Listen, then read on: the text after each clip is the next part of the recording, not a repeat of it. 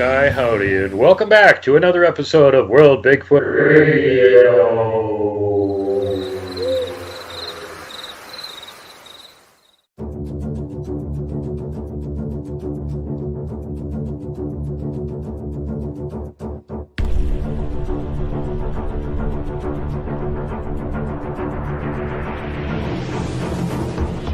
From the missing to the mysterious, here comes Super Duke from World Bigfoot Radio.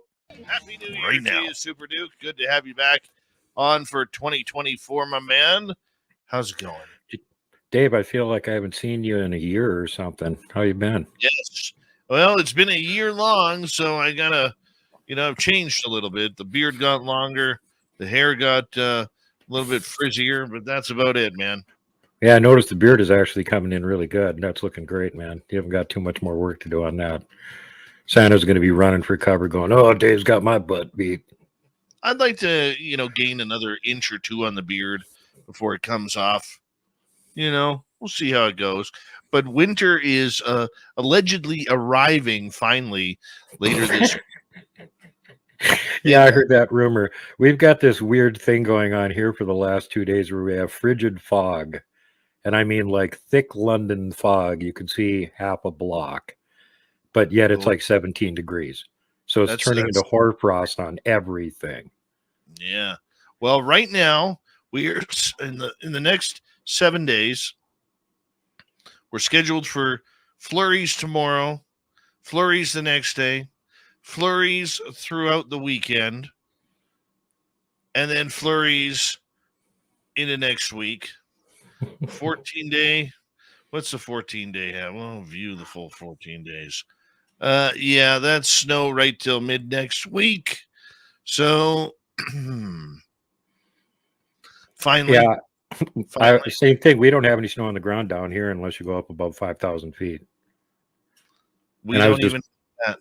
Yeah, I was just watching a video from one of your Confederates up there in Canada, who's to the east of you, Swan Lake Bigfoot. And he was showing that he's out at one of the areas he only goes to during the summer. Because during the winter, there's 3 feet of snow. You can't get there. But this winter, it's only like a couple inches. So he goes out to this place he's never at in the winter, leaves them some presents. They immediately start making a racket from across the river. He gets all that recorded and comes back again. This is Swan Lake Bigfoot is the guy who's winning the award for my channel this year for the best field researcher of 2023. So that's why I bring him up. And the winner for last year, actually from a few years before, that just got his award last year, Kelly Shaw from Rocky Mountain Sasquatch. When we do updates with him, will be the official giving the award out this year to Robert at Swan Lake Bigfoot. And he deserves it. He's been capturing great stuff all year long. If you haven't seen his channel and you like Bigfoot, go watch it. Love it. Love it. So what do you got for us to kick off the new year there, Super Duke? Well, I got a name change on my channel because I want to make everything homogenous across all platforms. So it's going to not be World Bigfoot Radio anymore. It's going to be World Bigfoot Central, which it already is on BitChute, Odyssey, and Rumble. And that will avoid any confusion for people that think that I actually do a radio show. And I did at one point, but now I do like 90+% visual content. So it doesn't make sense to call it radio anymore. It just kind of confuses new people when they come in. They think it's a podcast or something. And also going to be doing a lot more stuff over on Rumble because FYT. And they've just been treating my channel like crap for a long time, and I'm just not going to put up with it anymore. So I'm going to be doing live streams and stuff over there. There's going to be content that's going to be only there, not on YouTube. So if you're not already subbed to me over on Rumble, you might want to go over there, or you'll be missing out on like part 2 and 3 of the awesome Inevitably Finding Bigfoot documentary, which I'm working on right now. Part 1 already out and awesome. Everybody that's seen it loves it. If you haven't seen it, go watch it 2 or 3 times, memorize it so you can quote the dialogue, all 5 or 6 sentences of it.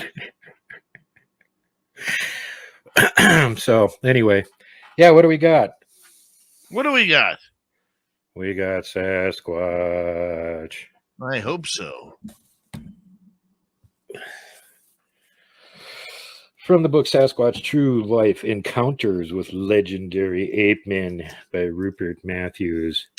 And since it's the beginning of the year, we're going back to the beginning of time, Bigfoot wise, in North America. And he starts out talking about some of the earliest reports and immediately gets things confused. The native people of North America are the source of the oldest stories about the Sasquatch. Correct. As might be expected, each tribe has its own name for this creature. Correct. The Iroquois called it the Wendigo or Witico. Ooh. Are we sure about that? The Micmac called it the Chenoo, which is correct because they have a different name for the other thing that lived there. But the Chenoo might be a name for the Genoskwa. And the Penobscot used the name Kiwakawee, which is probably the Gugwe, which is also called Tugawee by the Chippewa in northern Minnesota. Notice the comparatively similar names. So taking all these names of folkloric bipedal creatures and assuming automatically that they're talking about Bigfoot is a big no-no, because a lot of these tribes had more than one bipedal monster that they had a name for, and they weren't talking about the same thing. European folklorists, the first people to come across these stories in any number, used the general term Wendigo, which is important to remember when you're looking for old Bigfoot reports. They called them Wendigos back in the 1700s. However, they treated the tales as little better than fairy stories and concentrated on the fictional element, no matter how much the native people insisted the creatures they were talking about were real. The problem with these earlier reports from a scientific point of view is that they are not only rather vague, but they also contain no details of time or place. They simply talk about the animals as they might talk about a bear or an elk. The creatures are described as being covered all over in fur and looking like a very large human. It's said they avoid humans and live in remote forested areas where they're active mostly at night. Interestingly, the further away from forested mountains the researchers got, the more the stories they collected about the creature became detached from reality. While the tribes of British Columbia treated Sasquatch as just another animal, albeit a rather strange and special one that was akin to humans, Ojibwe of the Plains regarded it as a messenger from the gods. The appearance of a Sasquatch was seen as a bad omen, a sign that supernatural trouble was on the way. Maybe they didn't have very good relations with him. The name Sasquatch comes from the writings J.W. Burns, who was a teacher on the Chehalis Indian Reserve in British Columbia. And I'm just going to correct you on the pronunciation there. Chehalis. Chehalis? Yeah, okay. Not from up there. Sorry, that's my territory, man. Yeah, okay. It's Anglicization of the word properly referred to as rendered as SASQUATCH, but the name is now struck. Although it was at first used more widely in Canada than the US, many researchers now prefer it to the tabloid-sounding Bigfoot. So far as Burns was concerned, though, he was just collecting folk tales and legends with no basis in reality. Like others working with the indigenous people, he did not take the stories of gigantic hairy man-apes seriously. But Burns soon realized that the tribesmen considered the Sasquatch to be all too real. In May 1938, he was at a local festival when an official from the Canadian government touched on the subject, and there's a much longer version of this, which is actually even better. Of course, the speaker said, Sasquatch are merely imaginary Indian monsters. No white man has ever seen them, and they do not exist.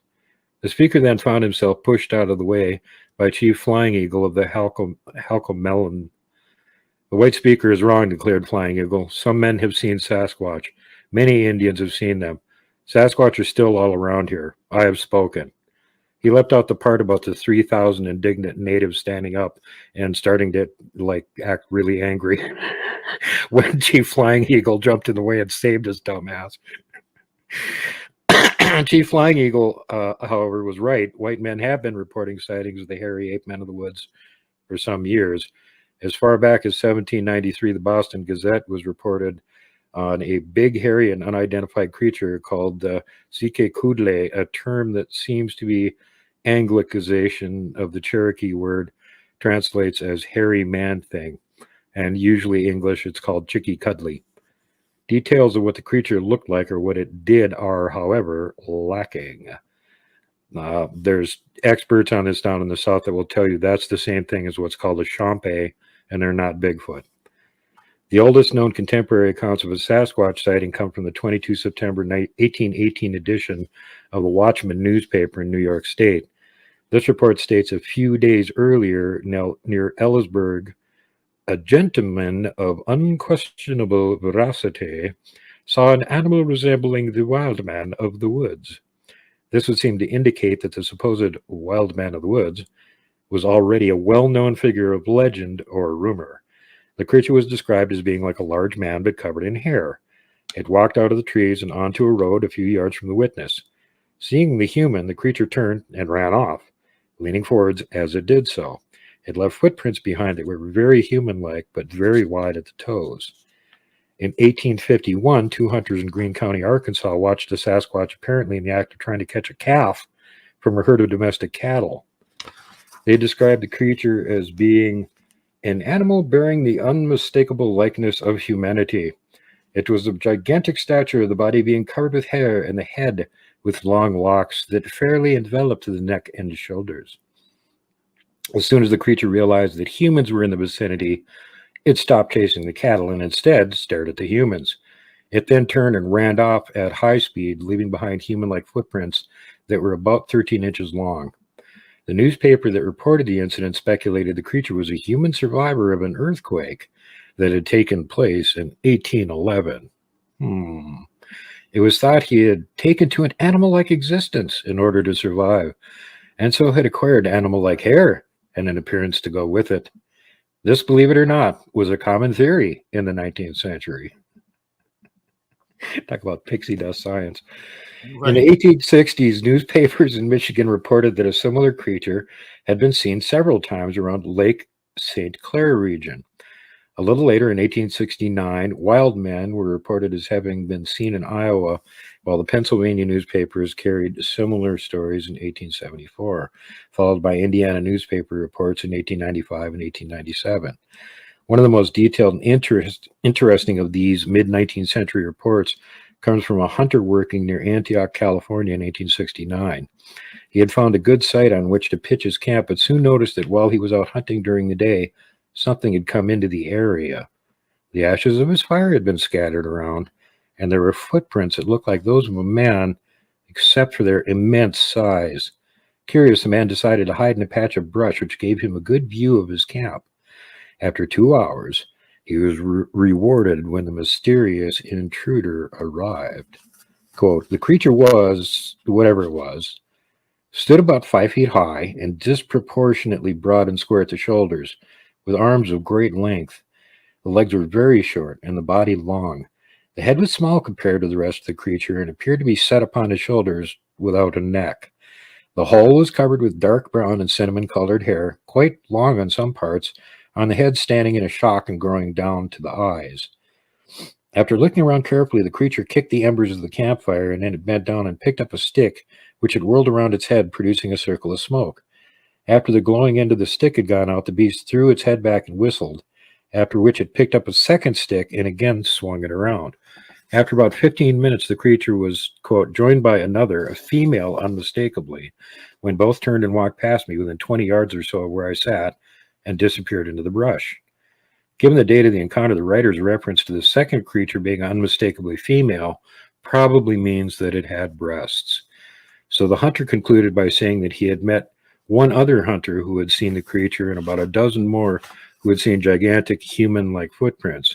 The acceptance of the reality of these creatures by those who spent a lot of time in the forested hills is a feature of these early cases that surfaces again and again. The educated townsfolk who wrote and read the newspapers were amazed by the stories of wild men, but the hunters and trappers were not. Where are we at, Dave? We got about 2 minutes. In 1895, a man by the name Riley Smith was picking berries near Winstead, Connecticut. Keep in mind, that ain't anywhere near the Pac West. When his bulldog came dashing out of a patch of woodland, it was whimpering and trying to hide behind him. Smith stood up to see a large man, stark naked and covered with hair all over his body, emerge from the trees. The instant the wild man saw Smith, it gave a terrifying yell, then turned and fled back into the woods. Smith later admitted he had been paralyzed with fear. The part of the details they'd leave out of this is that his dog would just like attack everything. And it not only came running back, it didn't exactly hide behind him, it hid between his legs and whizzed on itself. Meanwhile, these unusual creatures were beginning to be called gorillas in newspaper reports in deference to the newly discovered great apes of the African forest at the time. The idea that the sightings were of men gone wild was gradually dropped in favor of the idea that they were gorillas or similar apes that had somehow escaped from zoos or traveling shows. As a newspaper reported from Arkansas, if this meets the eye of any showman who has lost one of his collection of beasts, he may know where to find it. At present, it is the terror of all women and children in the valley. It cannot be caught, and nobody is willing to shoot it. And that's when you get into the escaped gorilla flap. It was just constant. Every report for about 20 years was like, oh, did somebody lose a gorilla over here? Right, because, I mean, everybody back in the day had a pet gorilla, just hanging on out. Oh, God, they were so common. I mean, remember the Beverly Hillbillies? Ellie Mae had one. Granny had to kick it out of the house all the time. Gee whiz. Oh, my God. Sometimes it gets... Super Duke, you hold on right there. I'm trying to figure out this whole gorilla thing. Besides Gorilla Glue, or Gorilla Tape, or Gorilla Monsoon from the old wrestling days. Wild West gorillas. They had cowboy hats. You got that right. Super Duke from World Bigfoot Central. Yeah, I left my gorilla outside in the cold, too. Mm-hmm. Yeah, we'll be getting into Ruby Creek and some of the other early reports, and then we'll do the one where they actually got the name Bigfoot. But yeah, Ruby Creek is a weird area, man. Yeep. Like have you ever driven through there? No, I haven't been to that area. Oh, I've seen the old house from multiple angles, and one of my friends did a show on it where he took the size of the Bigfoot they described and superimposed it behind the house, and it could like peek over the top of it. That thing was freaking huge. But there is just this weird aura about Ruby Creek that is, I can't explain it. I've never, like, there's no place to stop except if you have to fill up at the gas station. It's right along the Fraser River. But looking back towards the mountains, it's just creepy there. It really is. Yep. Yeah, I've camped in some pretty creepy places before too. So believe me, places most people won't camp in. Super Duke. I got official inevitably finding Bigfoot swag that's going to be out on my swag spot like tomorrow. Nice. So if anybody wants it, it's going to make a great coffee mug, baseball hat, t-shirt, movie poster, whatever you want. Love it. Love it. Okay, we got about a minute here.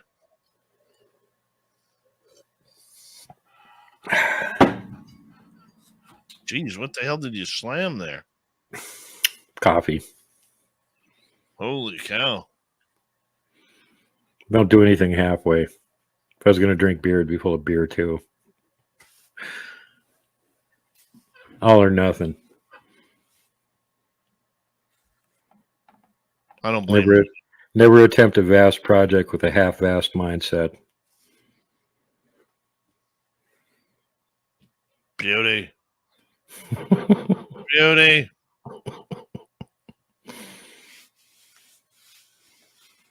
Yep, documentary's coming along good. Just about got the tail end of it finished off. Have that done tomorrow, then I can start working on the main body of it. It's going to be premiering on the big screen at the Nebraska Bigfoot Conference that Dave's going to be at, so he'll get to see it too.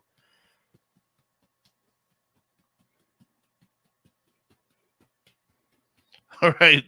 15 seconds. Thank you, Toe Tag, Dragonfly, Mama Catherine, and Rat Sass for everything. Here we go, everybody. Reminder to all of you that if you missed most of this show or others, check out our free archives. They're at youtube.com/ Spaced Out Radio. Do old Davey the favor, hit that subscribe button. Our website, spacedoutradio.com. We have a plethora of features for you. Rock out to Bumblefoot, read the Newswire, check out our swag as well. Tonight's show, hey, I hope you're enjoying it because it's going to continue right now with Super Duke from World Bigfoot Radio, hanging on out, talking about the stories around Ruby Creek. Super Duke, good to have you here. Glad to be here. Finishing up on what we were talking about earlier with the massive gorilla hysteria going on. The last comment's interesting because it was the first appearance in print of a feature of many later Sasquatch sightings. Several hunters have had a Sasquatch square in the sights of their rifle, only to find themselves unwilling to shoot. And I've done interviews with some of them. There's something about the Sasquatch that seems so human that it would make killing one basically akin to murder. Others who have been less squeamish and have blasted away without compunction seem to have done so without much effect. And now from here, it goes into the Battle of Ape Canyon, which is long and everybody's heard it before. And then it goes into the Albert Ostman encounter, which everybody's heard to death. And then it goes into the other one that happened. Now, interestingly, Ostman and this next one are both in the same vicinity. As a matter of fact, if you pinpoint where Ostman was at, he was only a few miles away from where the second report happened 4 years later to a local named Muchalot Harry. At 3 a.m. one autumn morning in 1928, a fur trapper from the Nootka tribe called Muchalot Harry came paddling back to his home on Vancouver Island in his canoe, dressed only in his underwear and suffering from exposure. He was clearly terrified. Because he was babbling, the family sent for the local missionary, Father Anthony. It was Father Anthony who recorded the story and so preserved it for later generations, keeping in mind this is 4 years after the Ostman incident, very close to it. Muchalot left his home and headed for the Canooma River at the head of Tulupana Inlet, where he intended to spend several weeks trapping fur.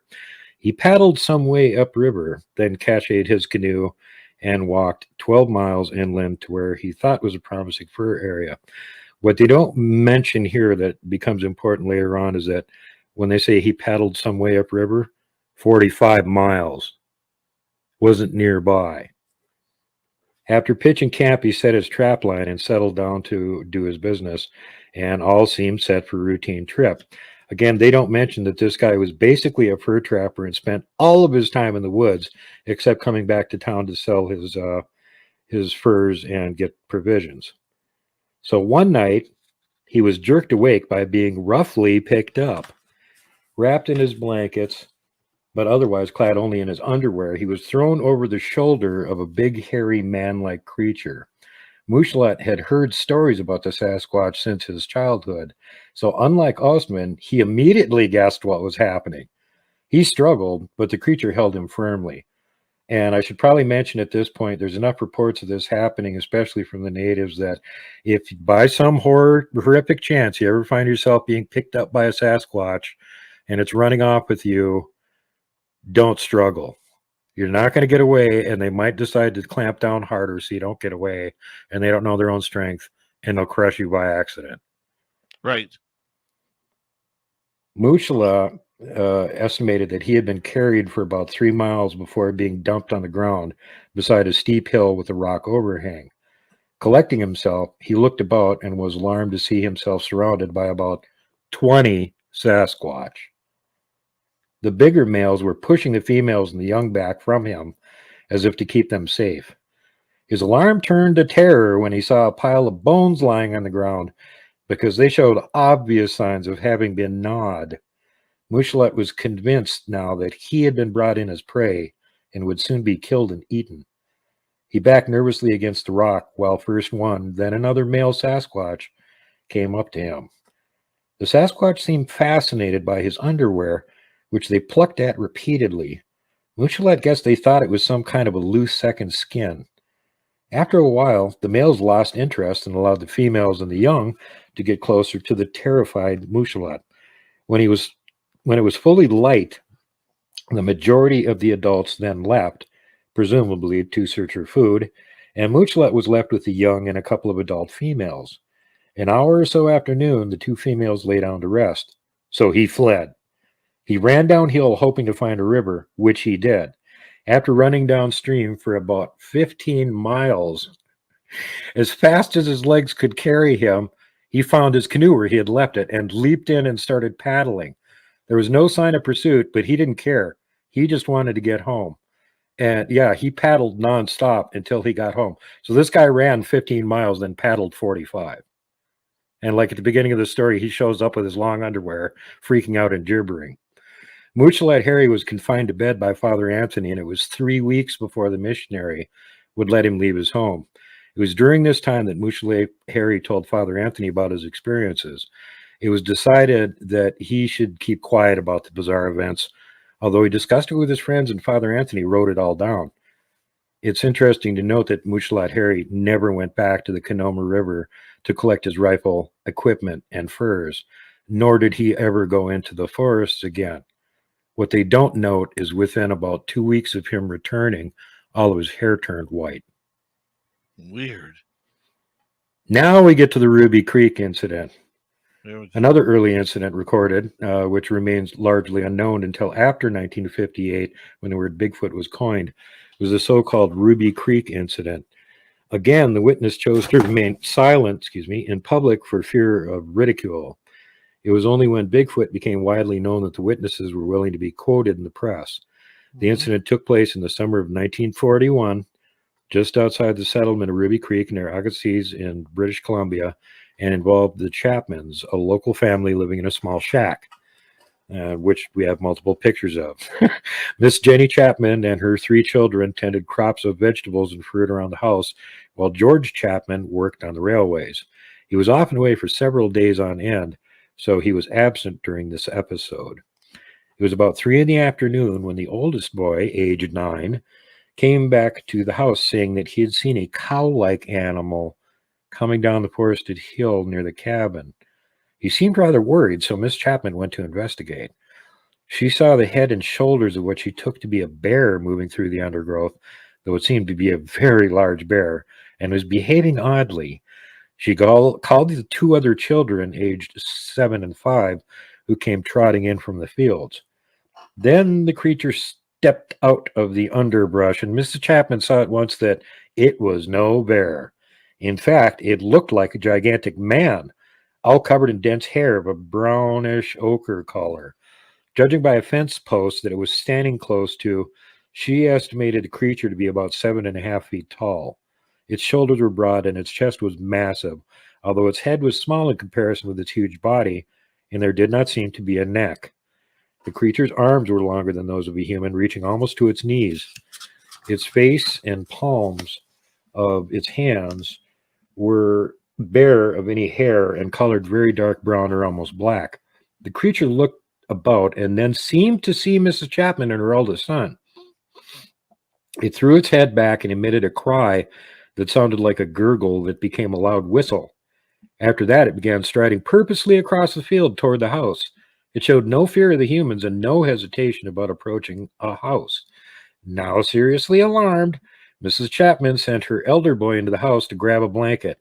She then held the blanket out in front of her and shepherded the 2 younger children under it so the creature would not be able to see that she had them with her. She later said that she had done this because she thought the creature had seen the younger children go into the house. If it did not see them leave, it might go into the house to look for them rather than follow the family downstream, thus giving Mrs. Chapman and her children a vital few minutes head start. She then led her 3 children away from the house and down the steep slope into Ruby Creek. Once they were out of the sight of the creature, the 4 took to their heels and fled downstream toward the village. Once there, they made for Mrs. Chapman's father's house, where they poured out their story, after which they were given food and allowed to rest. Now, 2 hours later, George Chapman came home from work. The first thing he saw was the front door standing wide open, and the door to the outhouse smashed, as if by some terrific force. In some loose soil nearby, he saw the unmistakable giant footprints of a wild man of the woods. They don't give the dimensions in here. It was 17 inches. Now alarmed, he called out for his family, but after getting no response, he searched the house. He could find no sign of them, but then he saw the tracks of his wife and the 3 children heading off the creek. There was no sign of the giant footprints following them, so George relaxed slightly. He followed his family's tracks until he was certain that they had not been followed, then returned to the house. The smashed door to the outhouse was a robust affair designed to frustrate bears, so George was amazed that anything could have destroyed it with such apparent ease. Inside, he found the family's store of food scattered about and half eaten. In particular, a 55-gallon barrel of salt fish had been moved and smashed open, and the contents thrown everywhere. He then set off to track down the intruder. It had walked over a potato field down to the creek and then returned to the hill before going back into the forest from which it had emerged. Chapman guessed it had gone an hour or so before he arrived. He then headed for his father-in-law's house, where he found his shaken family. They returned to the house with Chapman's father-in-law, excuse me, and a brace of rifles. Next day, Chapman's father-in-law stayed at the house with his rifle while Chapman went to work. There was no sign of the Sasquatch that day, but the following evening, the family heard the strange call again and found footprints near their house. It came back for 5 more nights. Then it was heard no more.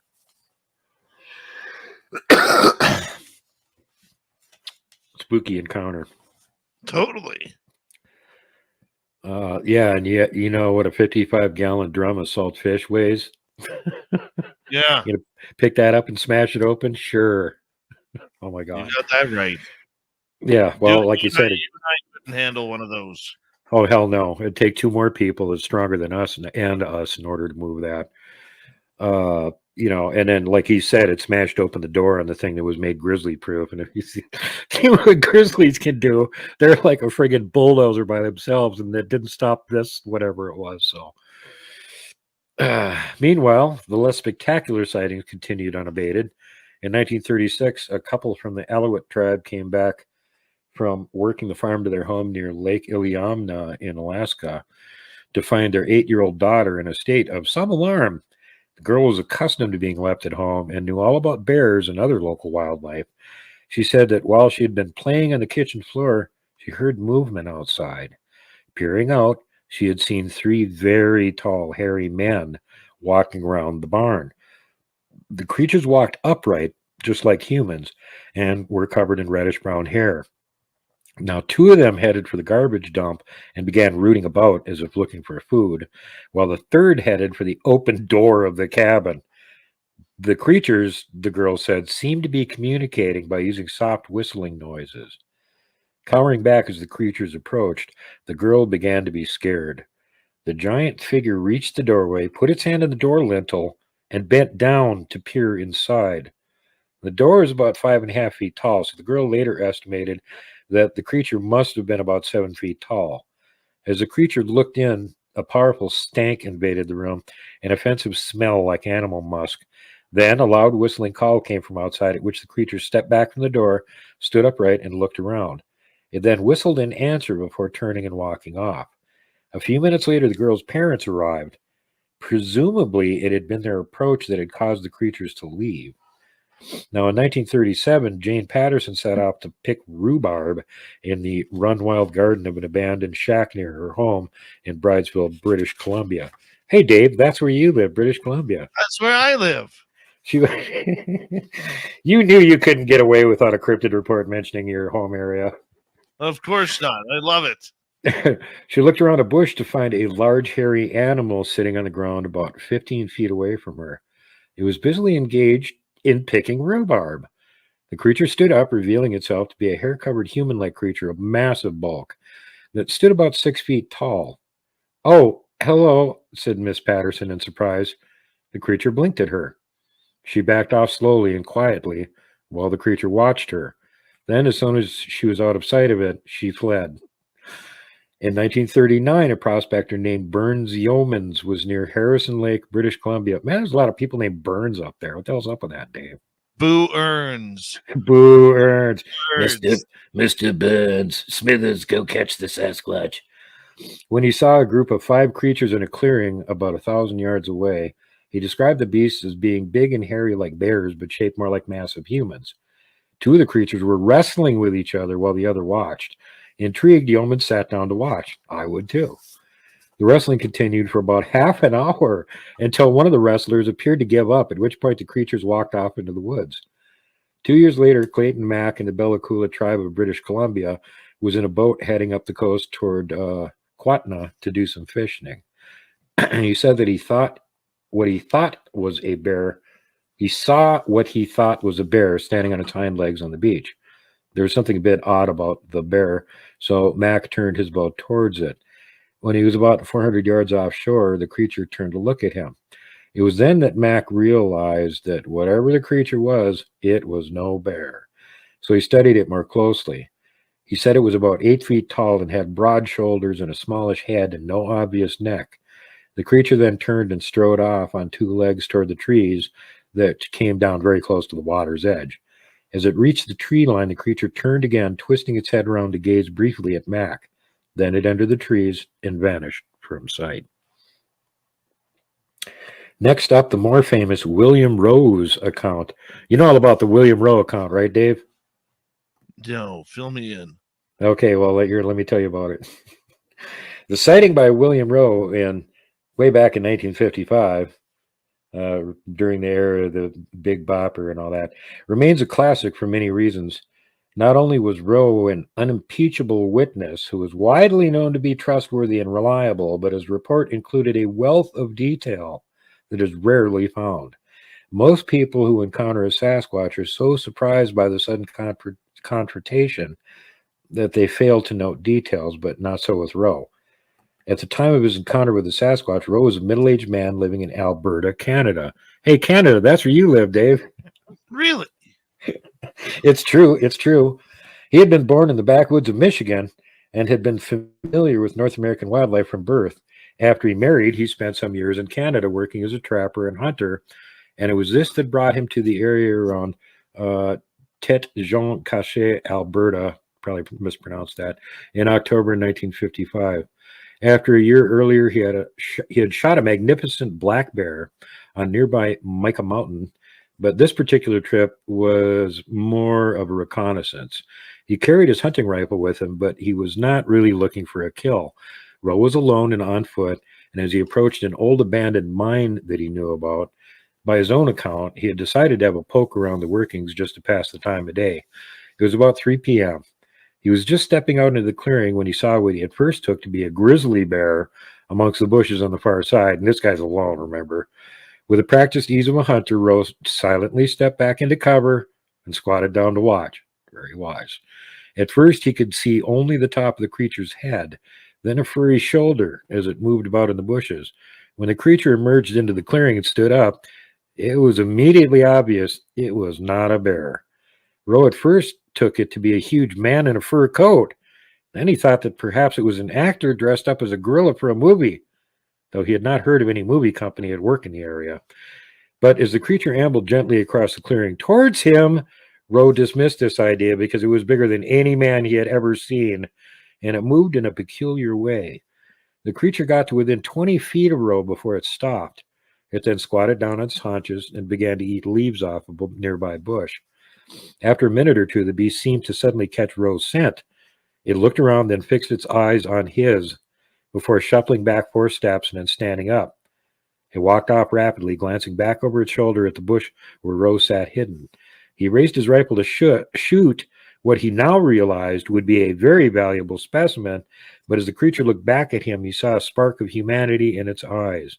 He suddenly felt that killing the creature would be a lot more like murder, so he just let it go. The creature stopped on the far side of the clearing, tipped its head back, and let rip with a call that was half laugh and half howl, and then vanished into the woods. Rowe saw it a few minutes later as it crossed a ridge about 200 yards distant, and again it emitted its odd call and then was gone for good. Now, according to Rowe's written account, the Sasquatch stood well over 6 feet tall, had shoulders about 3 feet across. He guessed its weight at around 400 pounds, took it to be a female because it had a pair of large breasts and no obvious external penis. Its body fell straight from the shoulders to the hips, not curving at all like a human body does, and it was covered with dark brown fur almost an inch or so long. Arms were heavily muscled and long in proportion. reaching almost to the knees, and the feet were large, about 5 inches across. They had a gray brown skin on the undersides. The creature put its heel down first when it walked, but it seemed to glide along without the up and down bobbing of a human stride. And that's very characteristic of everybody that's actually seen one. It's one of the things they notice if they see it moving around. They don't bob up and down, they just seem to glide. Creature's head was higher at the back than at the front, nose was broad and flat, while lips and chin jutted forward. Its ears were the same shape as those of a human, but its eyes were small and black, more like those of a bear. The skin around the eyes and mouth was bare of hair, and the face was capable of expression. When it saw Ro, the creature looked so amazed that Ro could not help but grin. All these physical features have been reported time and again by those who claim to have seen the Sasquatch. And so keep in mind, every single one of these reports so far has been before the word Bigfoot was coined. I couldn't agree more. How much time we got, Dave? We got no time left. We ended it perfectly. Great place to end it, but we'll pick it up where we left off next time.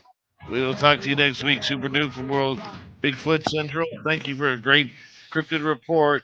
As we have Mr. Ron Bumblefoot Thal rocking in the background with Little Brother is watching. Bumblefoot is the official music of Spaced Out Radio, rocking us in and out of every single show. Get your horns up for the guitar god himself. Special thanks to everybody listening in at work, at home, in your cars, wherever you may be. Thank you to everyone in our chat rooms tonight. YouTube, Twitch, LGAP, Facebook, Spreaker, LinkedIn, Space Travelers Club, and on Twitter or X, hashtag Spaced Out Radio.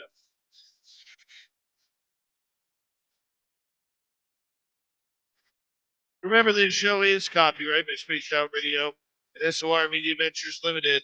Thank you so much for choosing to share your evening with us. Because together, my friends,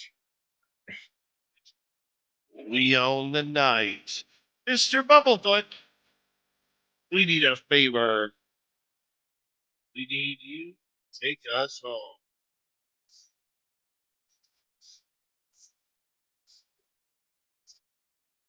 Yes, the Woo Train has docked for the night. But soon, my friends, we shall ride again. Your seats are always available. Your tickets never expire. If you want to bring a friend, we got room for them too. Good night.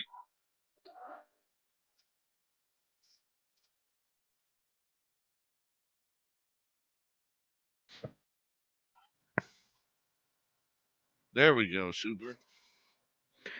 I have so much fun reading these Reader's Digest abridged versions of reports that I know basically by heart and just being able to fill in the details out of memory. It's like, man, have I heard these reports way too many times. I know all the details. I memorized all of them. Oh, you do such a great job, though. Thanks, buddy. No, Yeah, you're people over on my channel enjoy hearing them too. There's a bunch of them that wish they could be here live, but it's just too late for them. So they can, knowing that they can catch it later on, they really enjoy it. Good. Good. I'm glad we're doing that. Yipper. Well, it gets more people knowing who you are too, especially when you show up at that Bigfoot conference next spring. And they'll be like, "Oh, it's that Dave Scott guy that was on your show all the time." He's one hairy bastard. No, technically I was on his show all the time, but he was letting me replay them on my channel. Dave Scott there, he's one hairy Canadian. Never leave me. Yeah, you'll fit right in. When the moon hangs high on the breast of the lake, in the bite of the wind, it's like a slap in the face. A legend of horror lurks in the haze. It's Bigfoot. A giant of a creature, all covered with hair, as tall as a timber and strong as a bear. Y'all better not go walking out there with Bigfoot. Bigfoot's coming, gonna get you, gonna get you. Bigfoot's coming, so you better watch out. Lock your doors and bolt your windows.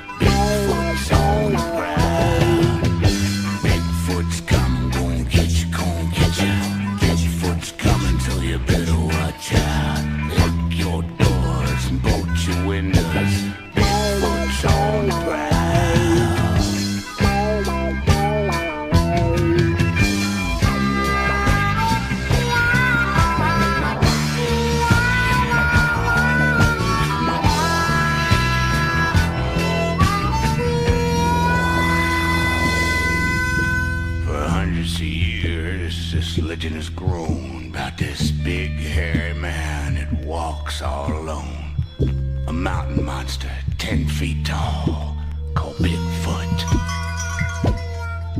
From the tales of the traders and trappers to the image on Indian walls. From the Bear Paw Mountains of Montana to the signs of the Great Shastas. From the Flatheads to Blackfeet and the Shoshones, he must have seen them all. And when the sun goes down in the northwest woods, if you listen, you can hear him call. Bigfoot's coming, gonna get you, gonna get you. Bigfoot's coming, so you better watch out. Lock your doors and bolt your windows. Bigfoot's on the prowl. Bigfoot's coming, gonna get you, gonna get you. Bigfoot's coming, so you better watch out. Lock your doors and bolt your windows.